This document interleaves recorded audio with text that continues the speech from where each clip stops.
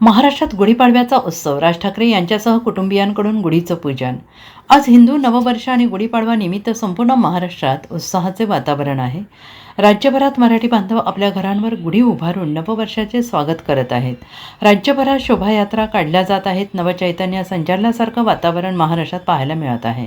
महाराष्ट्रातच नव्हे तर देशाच्या अनेक भागात गुढीपाडवा वेगवेगळ्या नावाने साजरा केला जातो आहे। गुढीपाडव्याच्या निमित्ताने पंतप्रधान नरेंद्र मोदी यांनी देशवासियांना शुभेच्छा दिल्या आहेत। या पार्श्वभूमीवर मनसे अध्यक्ष राज ठाकरे यांनी त्यांच्या शिवतीर्थ या निवासस्थानी कुटुंबासह गुढी उभारून नववर्ष साजरे केले। यावेळी राज ठाकरे यांनी घराच्या गॅलरीत येऊन कार्यकर्त्यांना अभिवादन केले। दरम्यान आज संध्याकाळी होणाऱ्या मनसेच्या मेळाव्याकडे सगळ्यांचे लक्ष लागले आहे। या मेळाव्यात राज ठाकरे काय भूमिका मांडणार याबाबत उत्सुकता निर्माण झाली आहे।